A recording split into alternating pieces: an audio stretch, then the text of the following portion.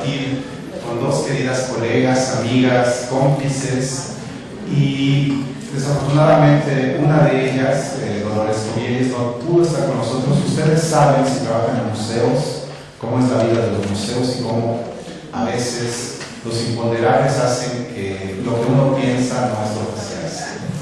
Y sin embargo, ahí queda lo de doña Dolores, querida amiga, muchos saludos. Aquí contamos con la presencia de Talia Montes, Silvia Mesa, les digo yo también, muy queridas colegas.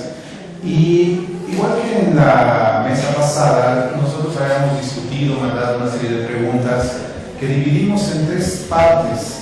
Primero, o la primera de ellas sería hablar de la documentación y sus museos. La segunda parte va a ser la del patrimonio cultural en México en general. Y la tercera va a ser un review nuevamente hacia los museos universitarios, pero desde una perspectiva diferente, porque desafortunadamente no pude conseguir yo quien me acompañara de nuestros museos universitarios.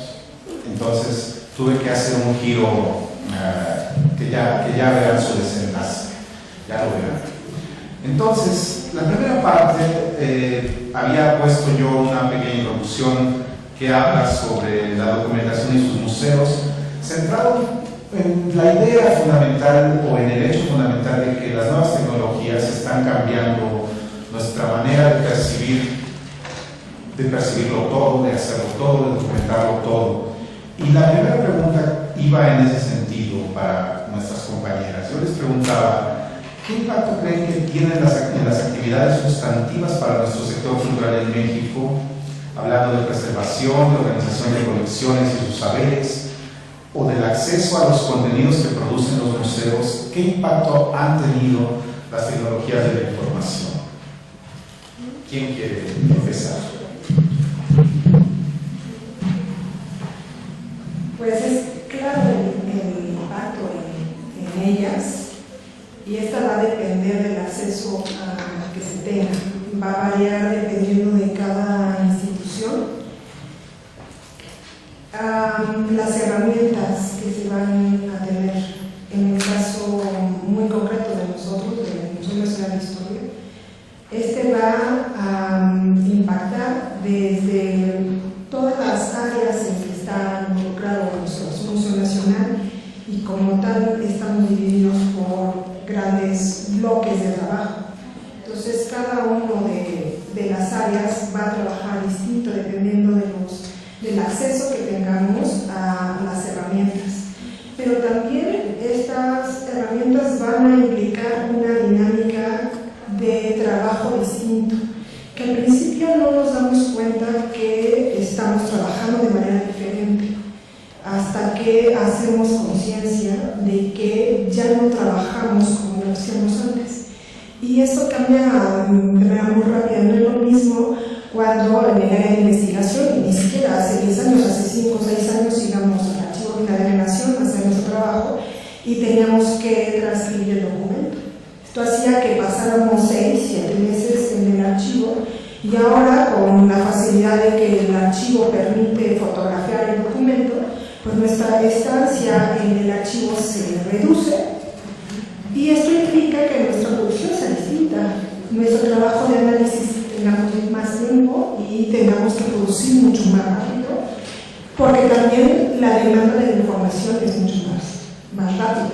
Entonces, pero no lo pensamos quizás hasta el tercer día, me refiero, no pensamos inmediatamente que ha impactado la manera diferente de trabajar, sino hasta años después, en que no estamos viendo que estamos trabajando distinto.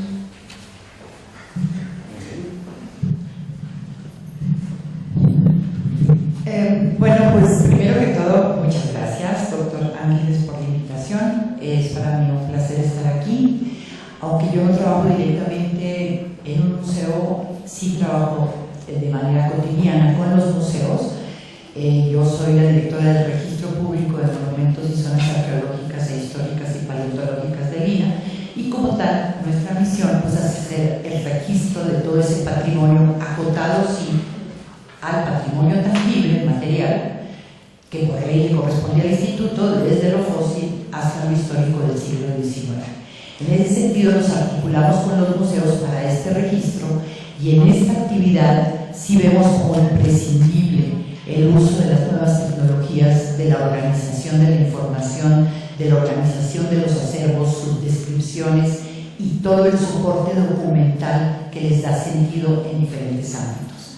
En este caso, de los museos universitarios en concreto, desafortunadamente tenemos solamente a nivel nacional 29 museos universitarios registrados.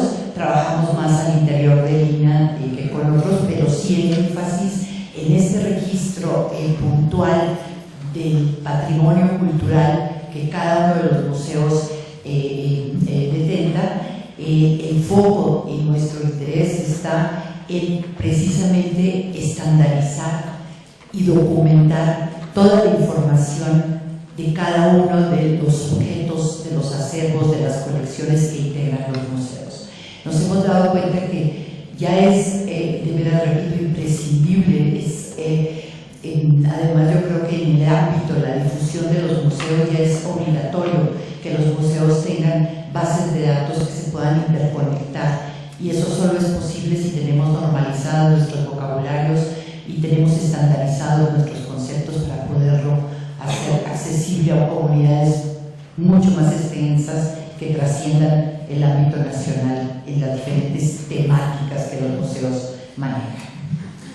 Y aquí, sin lugar a dudas, hay un gran tema que siempre salta a la mesa en este tema, en esta cuestión de las nuevas tecnologías, que es el de la digitalización. Muchas veces he escuchado que la digitalización es un gran impulso para poder acceder a más públicos, tenerles más, llevarles a la mesa más cercanamente las cosas. Este tiempo del que Daniela menciona se abrevia. Se obedece muchas veces a esa lógica, pero alguna vez escuché a una persona que muy sabiamente dijo que digitalización no es igual que acceso. ¿Qué me pueden decir de este tema?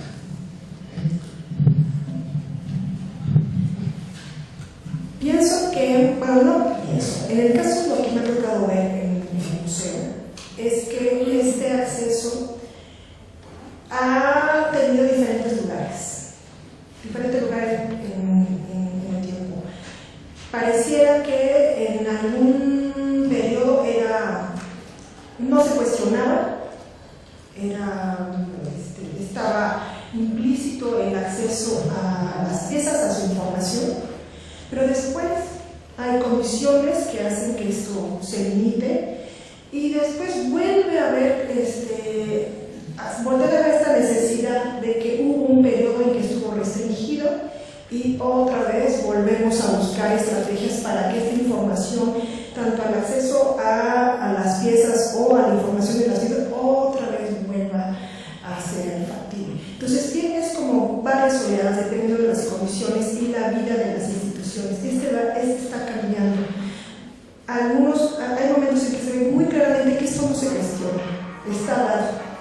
Y dependiendo de esto, pues con las herramientas que se tienen, la gente accede a ellos. Desde la manera muy rudimentaria se facilita el documento o se tiene acceso a la pieza, y después hay restricciones, se limitan. Estos periodos pueden ser más largos, pueden ser varias décadas. Y otra vez se ve la necesidad de abrir las puertas del museo. Me refiero a estas puertas a los archivos, a sus acervos. Entonces, siento que hay como estas oleadas. En este momento nos encontramos a que las herramientas de información están exigiendo de manera muy directa que estén abiertas completamente, y que no nada más se dé el acceso físico a estos espacios, sino que también la gente tenga acceso a ellos a grandes distancias. Entonces ahora sí tenemos la necesidad de responder a nuevas necesidades a partir de la posibilidad de conocer estos espacios de manera virtual. Entonces las condiciones ahora son distintas que hace unos 10 años. Bueno, por lo que a mi experiencia se refiere, digamos, toda la documentación del registro público del patrimonio cultural tangible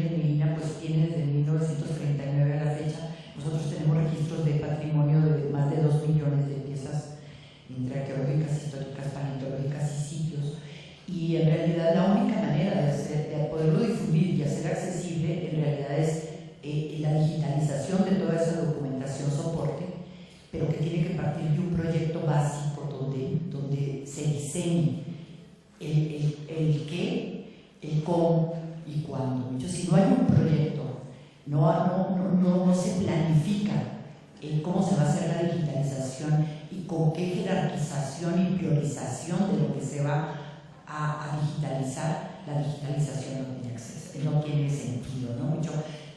Son los curadores, son los responsables de los acervos y su documentación los que tienen que diseñar previamente todo este procedimiento de digitalizar para hacerlo precisamente accesible a diferentes estratos, ¿no? En realidad, si no existe esta conceptualización de lo que se va a hacer y para qué, la digitalización se pierde, de hecho a veces se hace inaccesible, ¿no? Exactamente. Y bueno, para terminar este tema, tal vez nos quedaría alguna reflexión o pregunta sobre quiénes hacen la documentación en los museos, qué papel juega, qué acción hay entre esta efervescencia digitalizadora, entre este apetito digital que todos tenemos para poder ver colecciones en línea, para tenerlas documentadas de modo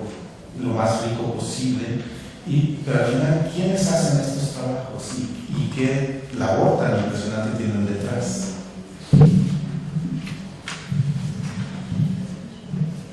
De manera general podemos decir que cada documento, sea administrativo, sea de estudio sobre el objeto, sea de intervención, de conservación, que se aplica directamente al objeto, forma parte de la documentación. Y lo digo de manera muy general porque museos hay muchos, innumerables, no es lo mismo las divisiones de estos procesos en un museo muy pequeño, un museo comunitario, a nosotros en el Museo Nacional de Historia, que las áreas están especializadas.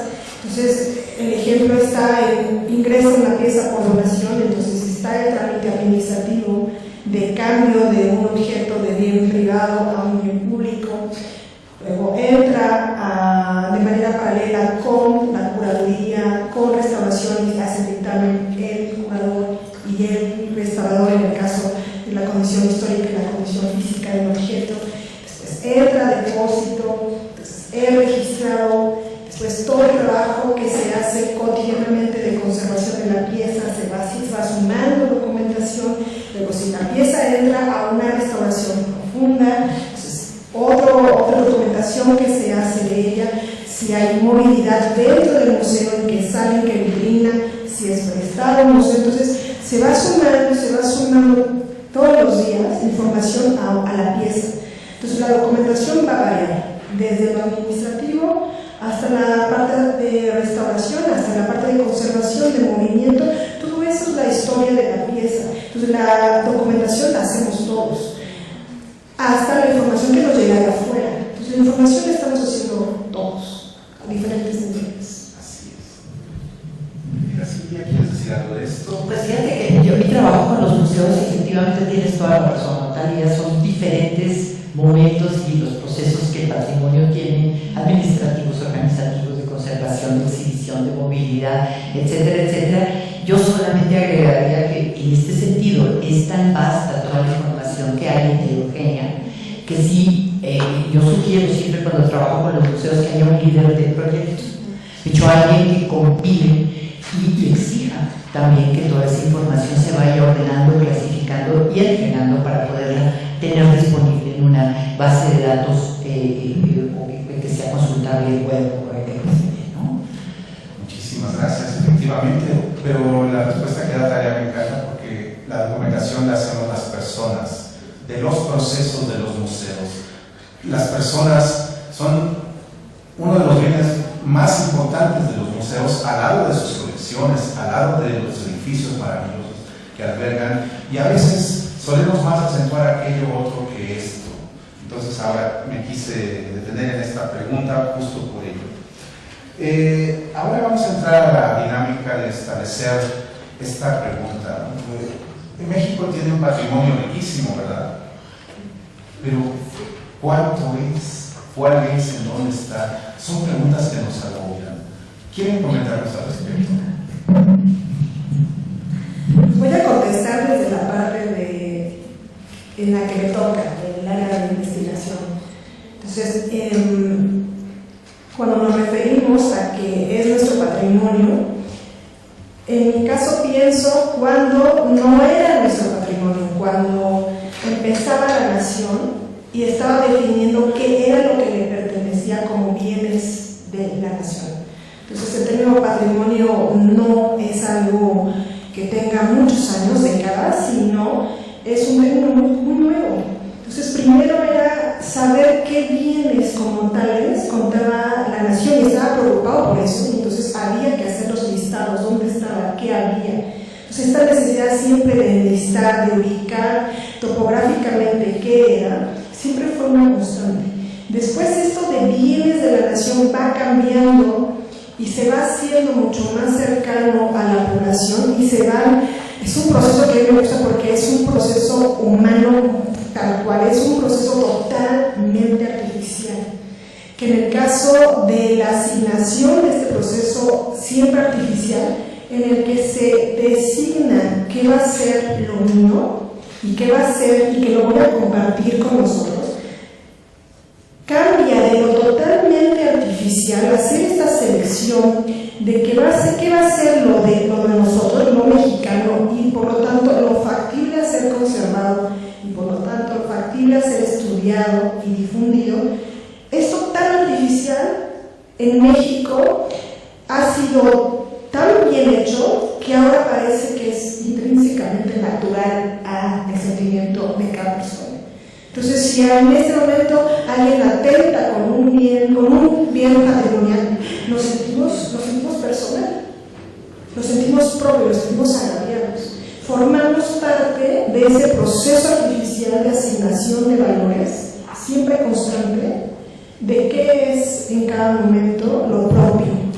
Entonces, dependiendo del momento en que estamos, vamos a formar parte de este proceso de asignación, de selección, y vamos a decir, sí me quedo con esto, de todo este abanico que me ofrecen como patrimonio de la nación, me quedo con esto, lo hago mío, muchas veces sabiendo que no es algo natural del ser humano, sino es una convención social completamente. Entonces, a mí me gusta mucho esto de cómo somos totalmente artificiales en eso, y al final logramos un resultado que nos mueve las entrañas como si hubiéramos nacido con ese sentimiento hacia ese objeto o ese edificio o ese rasgo cultural.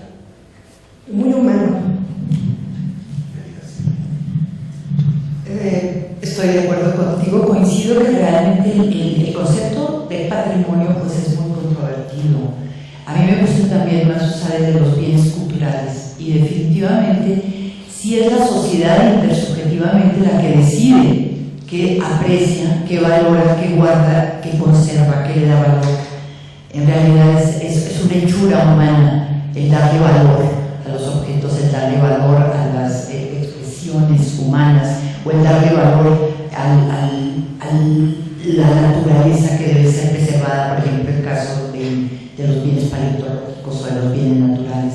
Entonces, definitivamente sí es una construcción humana, ¿no? El definir a qué considera una sociedad el patrimonio y qué debe resguardar, conservar, catalogar y difundir.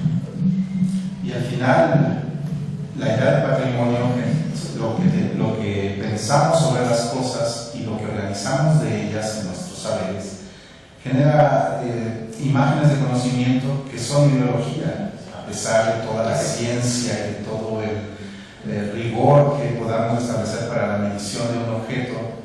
Sabemos que si preguntamos cuánto viene la Torre Eiffel, siempre dependerá de si es invierno o si es verano y con qué nombre. En fin. Muy bien, ahora vamos a tratar, ya van llegando algunas preguntas muy interesantes sobre el último tema que habíamos comentado en nuestra relación epistolar, sobre los museos universitarios. Y aquí me voy a permitir leer 2 líneas solamente. Dice así mi texto: tradicionalmente las universidades han sido grandes concentradoras de bibliotecas, de maravillosos complejos y edificios que albergan con el paso del tiempo, y también se han convertido en custodios de importantes patrimonios culturales.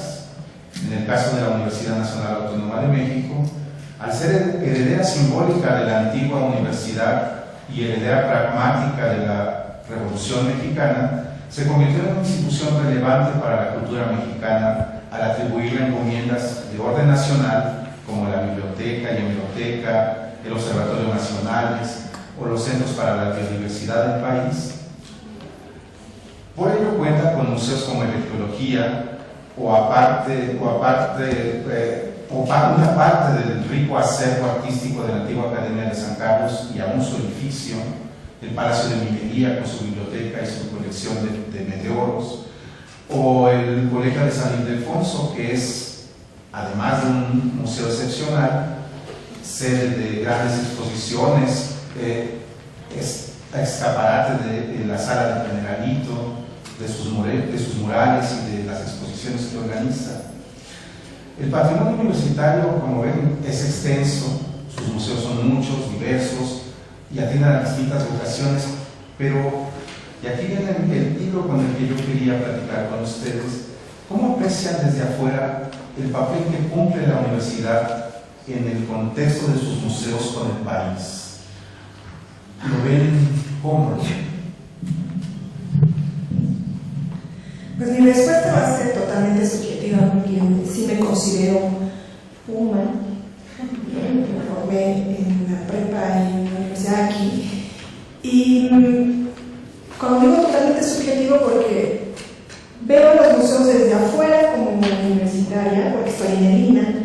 Entonces, siempre que vamos a recurrir, asistimos a un museo de la UNAM, digo, ¿cómo le hacen para cubrir la vocación de educación a los universitarios que cubre la universidad y aparte la vocación de la difusión en sus espacios museísticos? Entonces, no es una tarea, son dos universos muy, muy grandes. Entonces, pero que ejemplifica esta necesidad o búsqueda siempre de buscar algo, generar algo en los estudiantes. Este gusto, no nada más por admirar una colección o un objeto, sino yo le digo, este gusto morboso que hace que una exposición sea apreciada, disfrutada, pero lo mismo pasa con la formación en una licenciatura, en una maestría, en la escuela. Uno está ahí por algo morboso que nos mueve todos los días, la aprender, el chisme, el gusto de estar en las aulas de las escuelas, pero también esto pasa en los espacios de las salas. Una exposición lo logra si algo nos mueve, rico, morboso, pensarlo, pero lo mismo pasa en las aulas. Y el espacio de las aulas, para mí también es el espacio de las salas de un museo. Va a haber un discurso espacial, el cuerpo se siente cómodo o no para aprender algo, nos movemos, hay un maestro, un eje que va a guiar el discurso de la clase, pero también en una exposición hay una pieza que va a guiar el conocimiento que se quiere dar en esa exposición. Entonces, y estoy pensando en la universidad hoy, con sus museos hoy, y también en el Museo Nacional, en el que Luisa Fernanda puede hablarnos más de esto, en el Museo Nacional de Arqueología y Historia y Etnografía, que era también un museo universitario como tal, ¿no? En el sentido de la universidad de los objetos que exhibía, de la búsqueda por encontrar diferentes salidas para la difusión, que eran las salas, pero también las conferencias y las visitas, y a partir de ahí crear disciplinas muy claras, que ahora es la arqueología mexicana, la historia mexicana, la etnografía. Entonces, estos antecedentes que vivimos hoy están en ese museo. Entonces, los museos tienen esa convivencia y esa comunión muy fuerte en el brindar el conocimiento y que sea disfrutable, que nos mueva algo para seguir aprendiendo. Al final vamos a una exposición por algo y resultamos saliendo por otra cosa que nos hace regresar, y las aulas buscamos que eso también lo tengan, esa cosquillita que hace que sigamos estudiando algo, conociendo algo. No sé si logré explicar.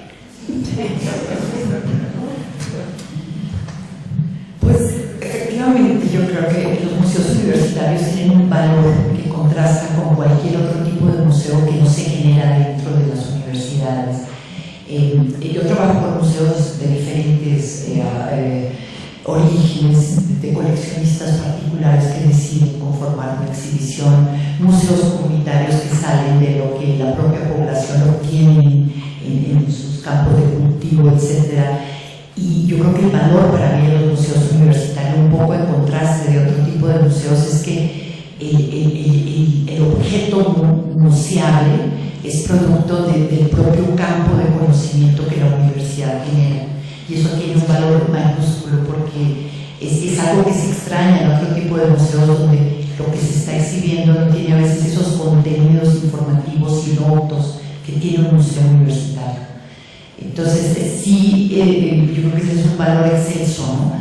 Del museo que nace en la universidad, ¿no? Del producto de esta generación de conocimiento y de retroalimentación constante sobre lo que se está exhibiendo, ¿no? Que no es común en todos los tipos de museos que nosotros registramos y vemos diariamente. La universidad ha tenido a lo largo de los años la posibilidad incluso de proponer y de experimentar cosas que no se hacen en otros lados. Eso le da un valor muy interesante. Y aquí, por ejemplo, me hacen una pregunta, ya pasando a las cosas que nos están acercando. Dice, ¿cómo integran la información que es desarrollada por investigadores e instituciones externas a los museos dentro del saber de la museografía? Aquí me permito rápidamente decir, el Instituto de Investigaciones Estéticas tiene relación con el posgrado en Historia del Arte y ahí ha creado una especialización en curaduría de exposiciones.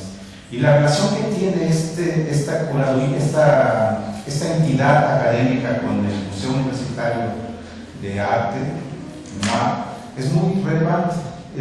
Uno de los investigadores que hace esa curaduría está metido en el circuito de las exposiciones internacionales y el diálogo es muy franco y abierto en este sentido, es decir, al menos en el terreno que conozco más, que es el de la historia del arte, la relación entre la investigación y la curaduría de colecciones y la hechura de exposiciones es directa.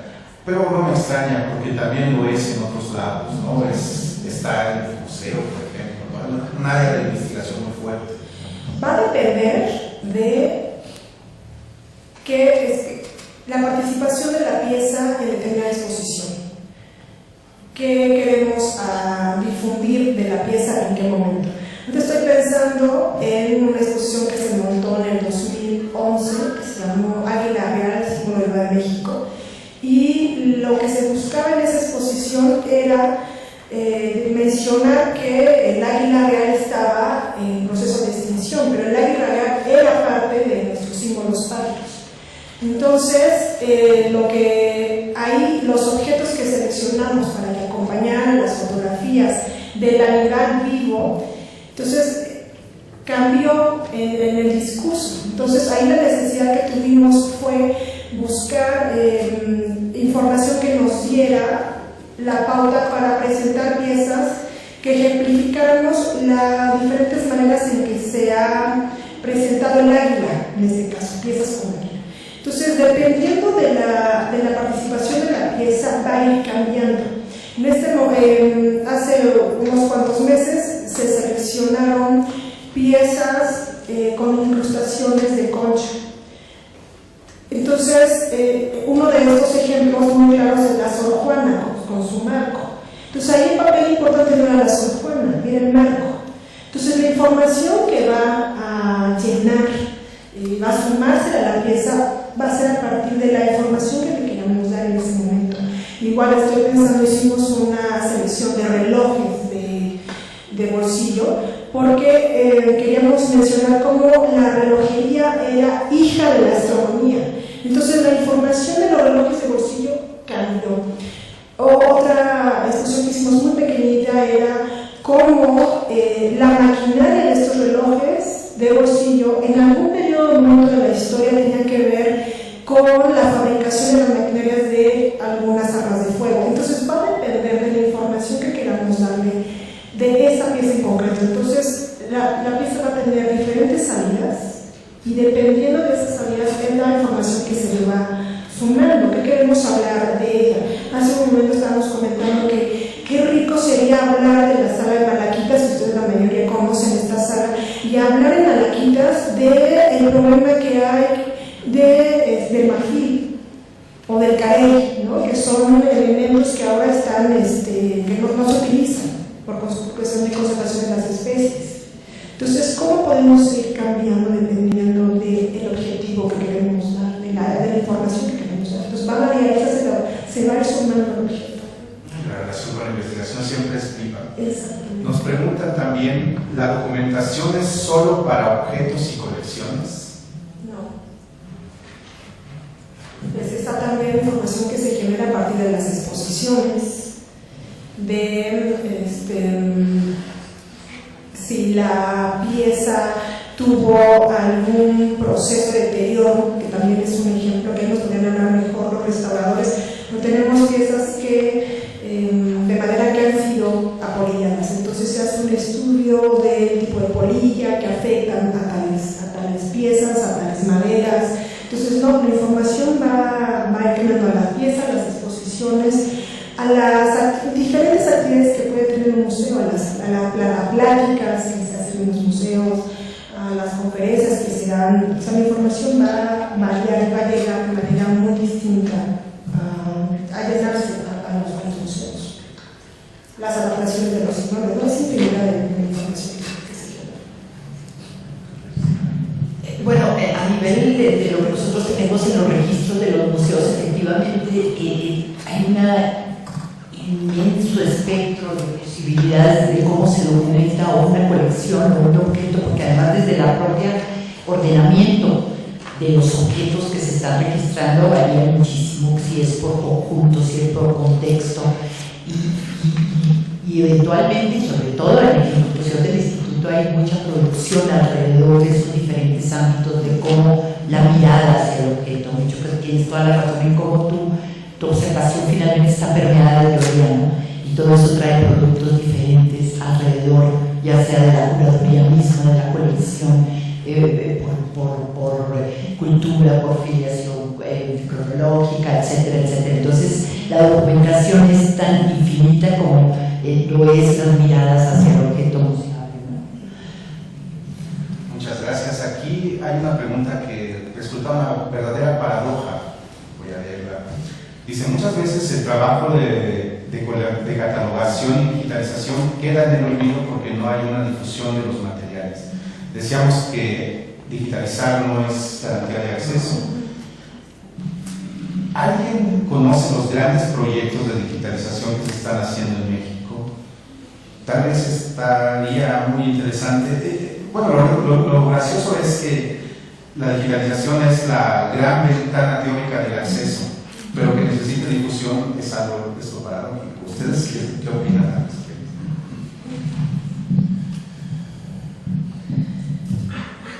Lo contestaría como cuando inicié, depende, va a ir en oleadas.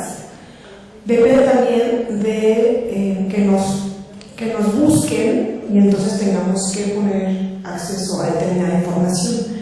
Hay a veces que estamos muy tranquilos porque nadie nos pregunta nada y nadie va a los acervos a conseguir información, y de repente pasa lo contrario y nos buscan, entonces nos exigen que pongamos la información a disposición.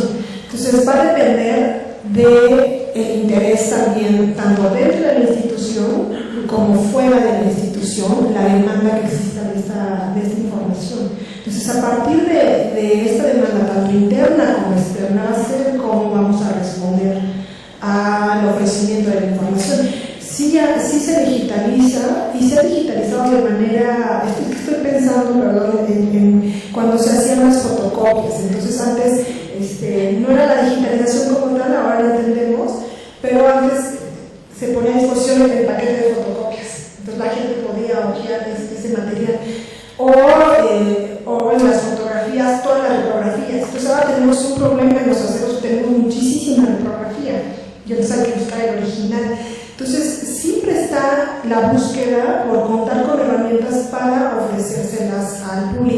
pero también va a depender mucho de cuánta demanda haya de la información que tengamos.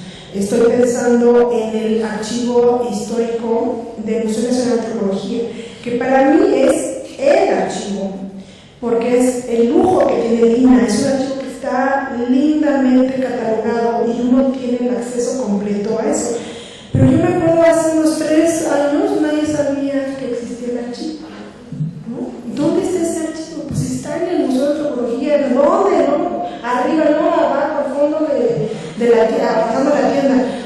Porque había temas que no llamaban la atención, ahora sí. Entonces ahora hubo la necesidad de ampliar el espacio de consulta, porque antes nada más íbamos 1 o 2 cada mes, y ahora se satura. Entonces va a depender también de la demanda que haya de información, que nos hace que también nos movamos y busquemos hacerla de la mejor manera. Bueno, pues completamente con la práctica del registro público de los monumentos en el INAH, repito, me ha tocado trabajar con los museos. Esta práctica obliga y por ende yo induzco a los curadores de los museos a que busquen toda esta documentación para digitalizarla y que ese catálogo que se hizo en los años 50 o esa documentación que se tiene sobre el artículo que se escribió en ese entonces se digitalicen y pasen al sistema de registro, que tenemos un módulo en la base de datos especial para eso que se llama Historia Registral y que habla de toda la gestión de la pieza que se está documentando desde su origen hasta la fecha. No siempre tenemos éxito en todo este acopio de datos respecto a esa parte del patrimonio, pero sí yo creo que a través del registro en el INAH se está induciendo cada vez más a la gente que trabaja en los museos para que compilen y recobre toda esa memoria que queda digitalizada en el registro público. Porque tanto al puro registro de los catálogos antiguos, sí tenemos obligación de digitalizarlos y que cualquier persona que acceda a X monumentos tenga el historial digital de cómo se describió esa pieza desde años atrás hasta el momento. Entonces sí es una forma también que debemos de hacer sistemática en todos los museos y no perder esa parte de los esfuerzos que durante años se hicieron para clasificar, catalogar y escribir las colecciones. Muchas gracias. Vamos a leer una pregunta más. Al combinar la información de la pieza con los servicios de museos, como visitas guiadas, materiales didácticos, etc., ¿cuál sería la mejor forma para documentar pues a las visitas guiadas y a los materiales didácticos, supongo?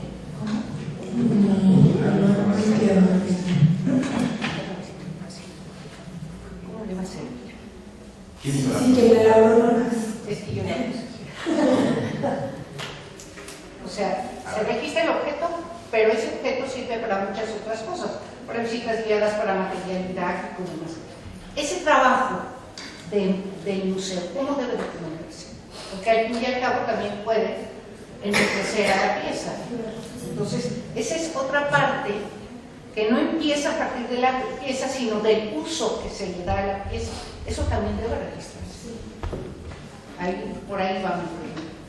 Con tu pregunta estoy pensando en un ejemplo que tenemos tenemos la despabiladera con la vela y con la cédula, y aún sabe que la cédula dice que es una despabiladera y está cerca de la vela, el visitante no entiende que para qué funciona una despabiladera, porque ya la distancia de familiaridad con el objeto ya es muy grande. Entonces, ese tipo de cosas nos lo reportan muchos servicios educativos, que son la gente que está pues, más cercana a las visitas guiadas con las escuelas. Entonces, ese tipo de cosas sí las reportan, ¿no? Hagan algo, mejoren la cédula, cambien la disposición de las piezas, pero no se reporta como tal formalmente, me lo pasan como un comentario de pasillo hacia los investigadores. El servicio educativo sí hace sus bitácoras. Lo que va a faltar ahora es vincular las bitácoras de trabajo con el resto de las áreas. Hay algo, perdón por el anécdota. Algo que falta por estudiar mucho son las libretas de comentarios. De repente, cuando hay oportunidad, porque pues, el Museo Nacional recibe mucha gente, me jalo la libreta de comentarios y es interesante cómo al hacer mi comentario copio el de arriba. ¿No? Pero falta analizar por qué pongo lo mismo que el de arriba puso. Son herramientas que las hemos dejado, no se han trabajado y es necesario hacerlas en los museos. Y también hay comentarios que son muy trillados en la cultura de esto representa mucho la cultura rica o la gente rica, y no venimos a ver eso. Hay cosas que se repiten. Sí hace falta vincular estas herramientas que se generan en diferentes áreas para la elaboración de las exposiciones o para la mejora de las exposiciones permanentes. Sí. Pues muy bien, aquí llegaron las preguntas escritas. ¿Hay alguna otra duda que quieran comentar? Sino también si ustedes gustan ir pensando en un cierre, una última reflexión, también podemos hacerlo. Mientras llega la pregunta. Adelante con usted. Su último pensamiento. Bueno, así como mi último pensamiento, yo sí sugiero que se vea como un tema de emergencia, empezar a sistematizar y hacer bases de datos con todo este tipo de relaciones que tienen que ir en función de las necesidades específicas de cada museo.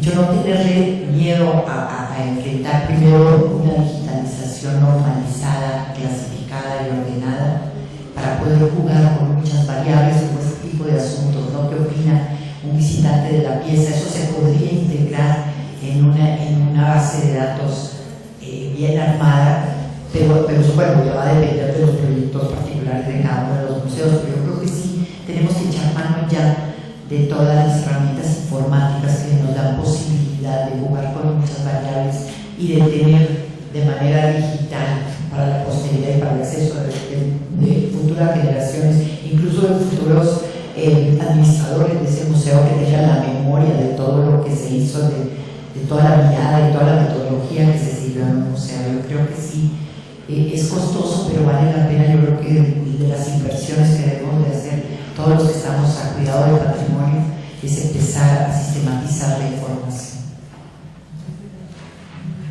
Pues para cerrar, pues agradecer la invitación, y más porque este tipo de espacios lo que hacen es voltear a vernos y ver los procesos de trabajo que hacemos todos los días, hacen ver hacia dónde vamos, hacia dónde no avanzamos tan rápido, y en el caso de los museos, que el trabajo en un museo va más allá de abrir las salas de exposición y que la gente vea la vitrina, sino es un equipo de trabajo muy grande que está atrás de ello, que va desde la conservación de la pieza hasta el final en que está exhibida y después su difusión.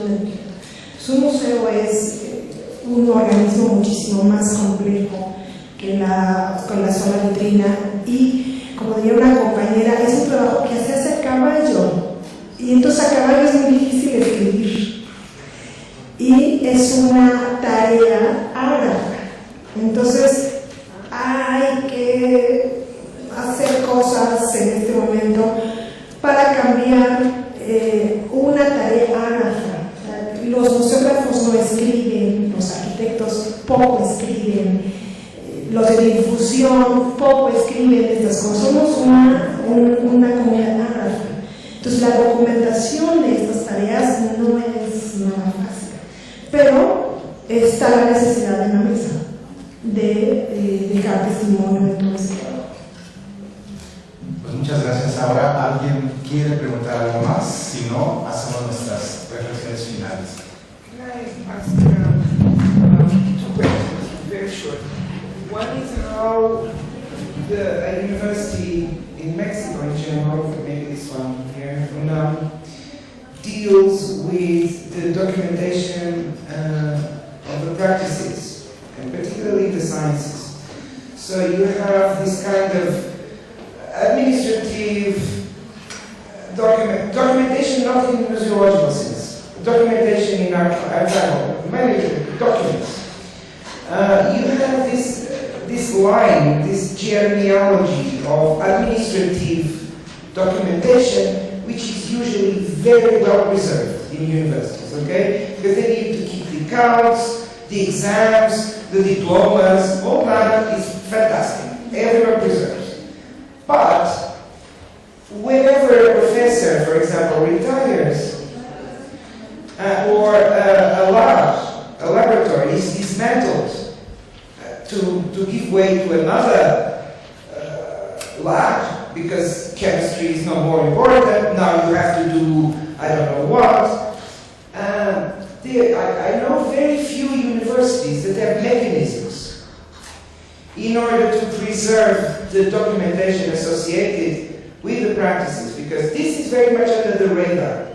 It falls, no archivists usually are not concerned because it's not the administrative line. So some museums are concerned because they need the documentation for the objects they preserve. So is there any policy, national law, mechanism inside the Mexican universities for that?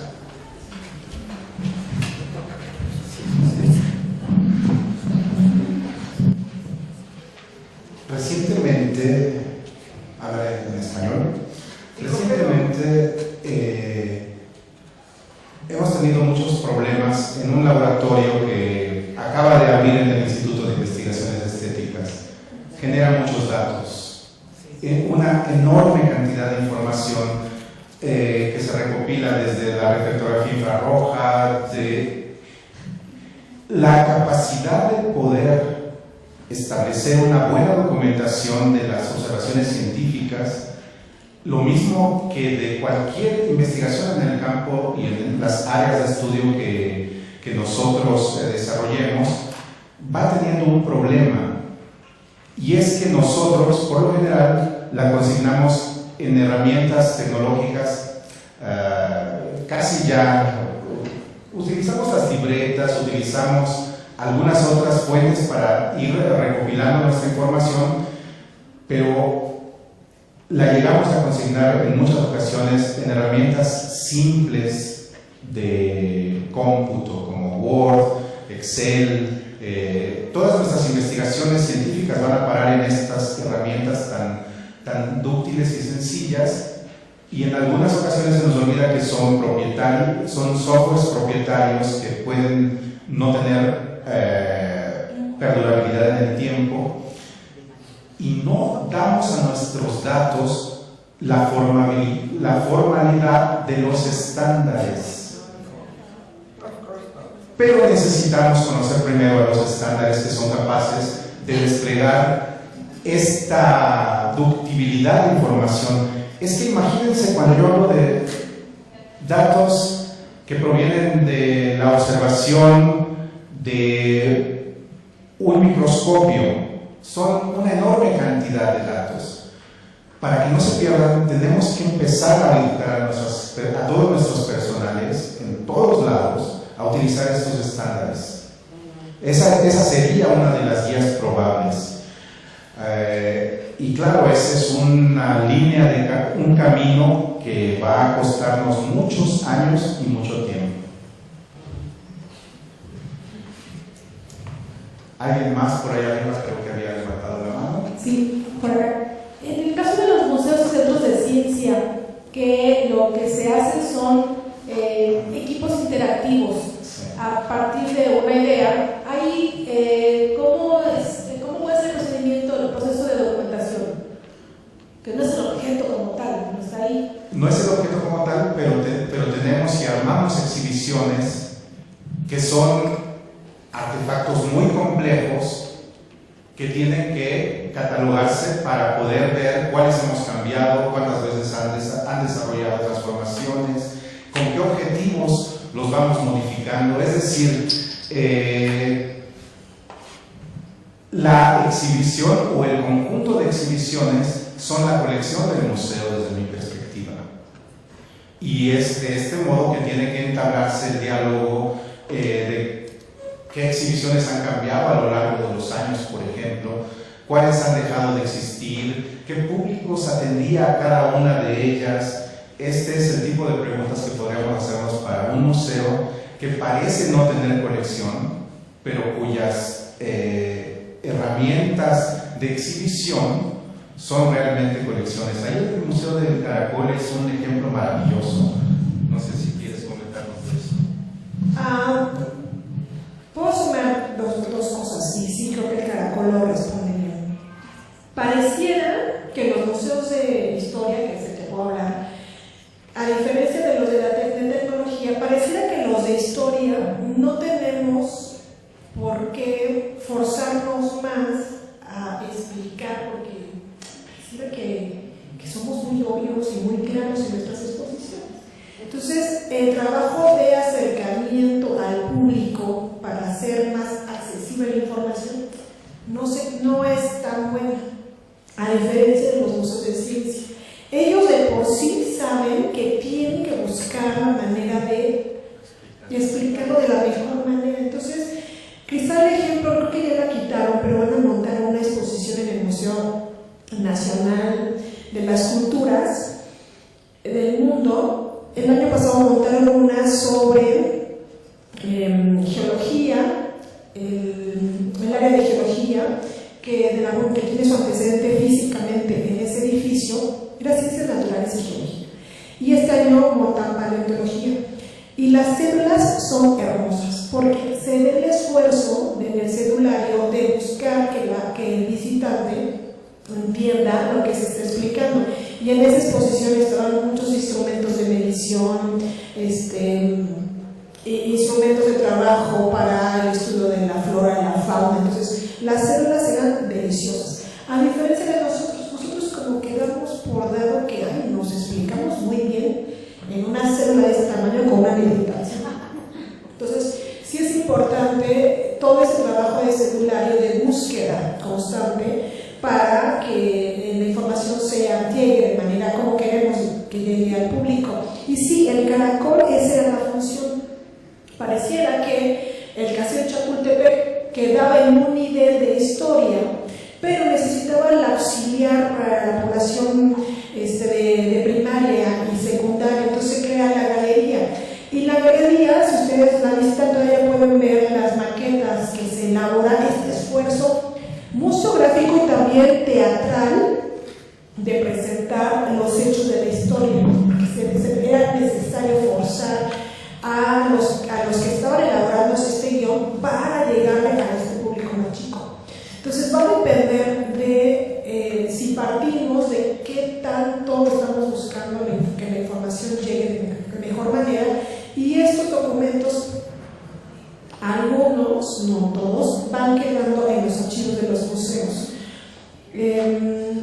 Hace 2 semanas encontramos el material fotográfico de la elaboración de las maquetas que las hacen, por eso decía museográfico y también teatral, porque participa en la elaboración de estas maquetas Julio Prieto, ¿no? Que lo conocemos más por el teatro, Julio Prieto Anteshola. Entonces, Julio Prieto, este personaje que lo vemos en la elaboración de escenografías, formó parte del equipo de trabajo que hace las maquetas en la Galería del Caracol, como también formó parte de la elaboración de las maquetas del Museo de Antropología. Entonces, sí va quedando rasgos de este trabajo que se hace por mejorar la museografía y por llegar de la mejor manera. No queda todo, pero sí van quedando vestigios de los trabajos que se hacen. Ya para finalizar, yo diría que la profundidad en el tiempo es lo que va dando a los materiales esencia histórica para su interpretación. Una vitrina puede llegar a constituir un elemento fundamental para mostrar cómo fue algo exhibido hace 100 años. Un elemento que pareciera no tenido ninguna importancia en su momento, se convierte en documento de algo que es necesario explicar. La documentación suele darnos esas sorpresas porque ahora más cuando tenemos distintos instrumentos de documentación como el teléfono celular, podemos dar constancia de tantas cosas que están incluso fuera del ámbito de los procesos canónicos de la museografía, de la museología, o de la vida del museo, o de explicarnos cómo la vida de los objetos yace en ellos. A guisa de ejemplo, hablando del triste acontecimiento del Museo de Brasil, cuando se incendió, una de las fuentes para volver a redocumentarlo es la visita de todas las personas que asistieron a él y tomaron fotografías de sus salas y de sus objetos. Documentos que están fuera del radar mismo del propio museo llegan a poder incorporarse para darle una nueva vida y una nueva lectura. De modo que la documentación está en todas partes y sistemática siempre es mejor. Pues muchas